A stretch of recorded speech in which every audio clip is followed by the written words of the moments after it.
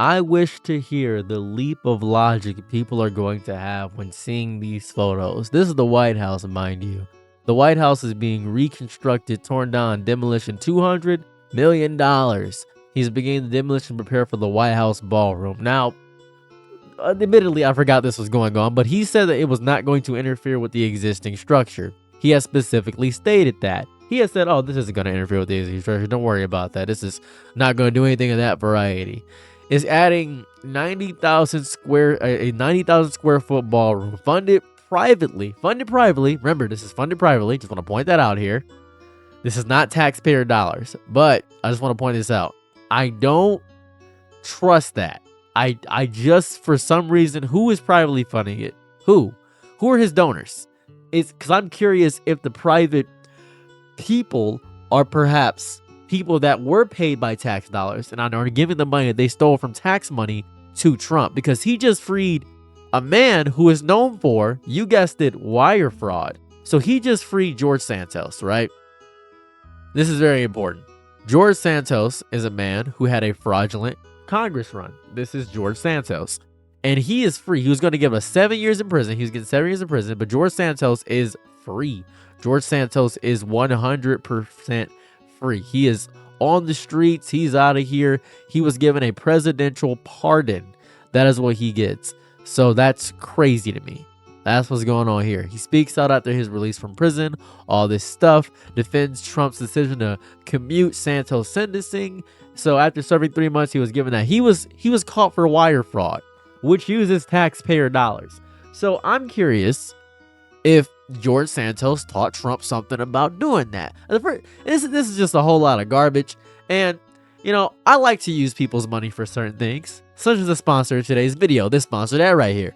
Hey, you actually stuck around for the ad? I'm so proud of you. Let me tell you what I'm pitching to you real fast. Here's something you can do when you're bored, playing games and getting paid for it. If you hit the link in the description or scan the QR code on the screen right now, you see that popping up right there? Look at that. It's so cool. It's so convenient. You can sign up to freecash.com and start right away. Now, I know your inclination to say this is a scam, but I assure you, I tried it myself. I thought it was a scam myself. Actually, I did actually try it out and actually worked. I didn't expect to actually get paid, but I'm getting moolah, baby. It's simple. Create an account with your email and password. It takes seconds, literal seconds. Inside, you'll see a wall of games, a bevy of things, and offers. Pick one you actually enjoy, play through levels, and cash land straight into your free cash account. It's like turning your downtime into a side hustle without even noticing. Some people pull in $10 to $20 a day, but I've seen reports of much more moolah, Mr. Krabs. I've seen Scrooge McDuck numbers, and you can do this all while laying in your bedroom playing games on your phone. All they ask of you is that you spend your time playing the video games. They just want your time. Now, you could spend a little bucks in-game to hit levels faster, which lets you unlock the bigger offers and payouts because you gotta hit the levels to get bigger payouts. That's how some users end up earning hundreds, even $500 or more on certain offers. It's crazy, but you don't have to spend anything. You can just stick to the free levels like I did and still cash out. The whole point is that instead of just sitting there scrolling endlessly through TikTok or Instagram Reels or YouTube Shorts or whatever, you're playing and earning at the same time. When it's time to cash out, you got options. You want to hit up PayPal, you want some gift cards, you can do whatever you want to. It's your decision. It's your world. I'm just living in it. So if you're curious, hit the link in my description or scan the code that's been on screen the entire time. You can just scan the code right there. You have the ability to just screen capture, scan the code, click the description. Make sure you do it through me, guys. Sign up for my link because I'm broke, guys. I'm doing this for the money, man. I got my family locked up. I'm begging you, please start playing for cash in your spare time. And when you use my link or QR code, you'll get a $5 bonus to kick things right off. So go ahead and get the free cash right now. Freecash.com and Sarah CV are not responsible for any bodily harm, any extra harm, anybody getting destroyed, anybody getting hit with a meteor, anybody getting hit with a natural disaster, anybody getting hit with the power of God, anybody with God's wrath, any thunder striking your body, anybody that actually has kids because of this, anybody that gains thousands of dollars, they do not use that in order to attack me or strike me and send drones to my house to destroy my entire body. I appreciate that. That'd be lovely. Thank you. I would appreciate that a lot. And if you could enjoy this, just use my link in the description. Like I said before, use the QR code. Go ahead and do that. Everything's bye. Okay, back to whatever I was talking about before. The White House was never meant to be a mansion. It was supposed to be a place of the people.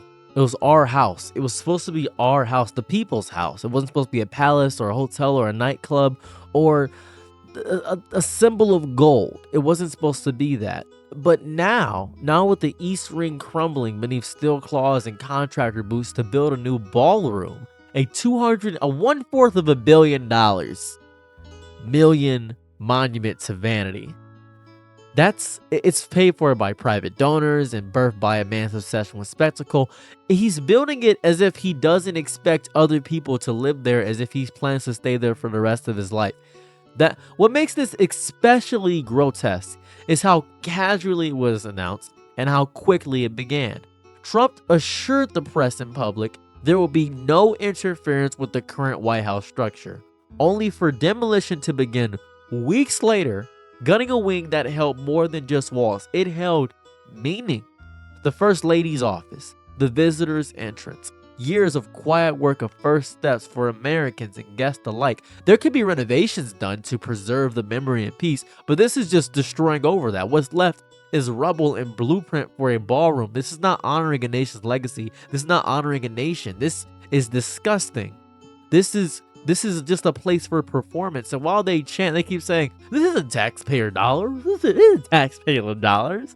Oh, this isn't taxpayer dollars." It changes nothing about what this represents. When private donors, corporate giants, and billionaire elites fund the redesign of one of the most symbolic buildings in the nation, why are they doing that? Why are they privately helping? Why are they doing that? Have anybody asked why? This is ownership to prove that corporations own the White House. What happens when they do the West Wing or the other places in the White House? This is stakeholding. It's erasure of the line between civic and corporate, between government and gala.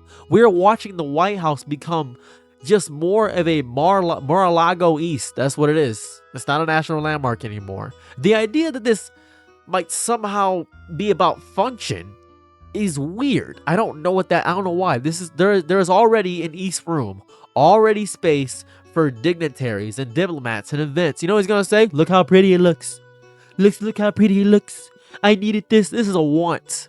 This is about legacy, about Trump leaving something behind with his fingerprint so deep it overshadows the presidents before, because it's his ego carved into the drywall. It's so agitating. It's dumb. He just keeps campaigning, never stops performing. He's not building for America. He's building for the myth of what Trump is. There is a perverse poetry to it, really. That at a time when the country is gasping under economic anxiety, suffering, housing instability, healthcare crisis, social division, people not even knowing if they're going to make it to work or make it to their next rent, the response from the president, from a former and current president, this guy, Donald Trump, is to throw a lavish $250 million party nobody asked for. The ballroom's existence mocks the very people he once claimed to fight for. Drain the swamp. That's what they said. They said they're filling it with champagne flutes and silk napkins embossed with monograms. Even worse is how easily oversight was bypassed. The National Capital Planning Commission quietly noted that demolition and site prep don't require full approval. So there was no debate, no hearing, no pause to ask if it was okay. That's not democracy. That's a technicality. Legal footnote. That's what authoritarians do, dude. The quiet, they just bulldoze over everything. This might be legal, but the spirit of it is rotten to the core. And this all happens under the guise of patriotism, of making America great. Well, we gotta look good to other people. We gotta look great. Shut up. Are you stupid? There's nothing great about erasing history. There's nothing noble about tossing aside institutional memory for chandeliers and polished floors. This isn't an expansion of government. It's a collapse of its values, a rebuilding of the presidency as spectacle. Governing is less about hosting, right? It's not hosting. Democracy is being filtered. It's stupid. And you know what sucks? What really sucks every time I see this garbage? It works. That's the most insulting part. People are cheering. People are cheering. A few are silent. Some are too tired to care. And that's how legacy laundering happens. You exhaust the people with so much garbage. Dude, he just released an AI video of him dropping poop on people. He's got the government shut down. 100,000 people just got laid off, and he's just doing whatever he feels like. That's it. Whatever he wants. So much stuff at once to overload you with information so you don't know what's going on. You never walk into a bar and there's 20 screens up on the walls and you don't know what to look at and you're just overwhelmed? Like walking into a casino. You walk into a casino and you're just overwhelmed by all the things. You can't distinguish anything. The White House becomes a brand. The president becomes a host, and America becomes a guest at a party it never RSVP'd for. This is really bad. It's not even about one man. It's about what happens when public institutions are up for sale, when the highest symbol of national leadership is carved into a monument of opulence while millions can't afford rent. This is dumb. This is dumb. This is glamour. Between the people and the powerful, there's no coercion. It's so separate. The ballroom won't echo with the voices of the forgotten. It will echo with the clink of crystal and the whispers of donors, private corporate donors. The original White House was rebuilt after being burnt down in, 1814.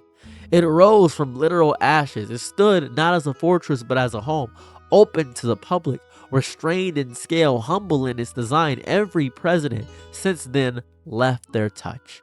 But few dare to leave a scar this deep. This is incision. This is plastic surgery on a national symbol for the sake of legacy that has already been louder than it was strong. And it should haunt us. This is not about politics. This is about pure ego. It's all it is. If we let this ballroom go up without questioning who it serves, then we've accepted that the people's house no longer belongs to the people. We've allowed a palace to grow into the bones of from a republic. This is. I'm so angry. And then when future leaders ask what they're allowed to change, they'll point to the monument and say, we can build whatever we want as long as it looks expensive. This is setting the foundation for horrible leaders afterwards. That is bad. I'm not happy about this at all. I'm your Nick at night, be my lower low. Ooh, happy to try what you need. Your world, I love to live in it. Ooh, I love the ride when you're free.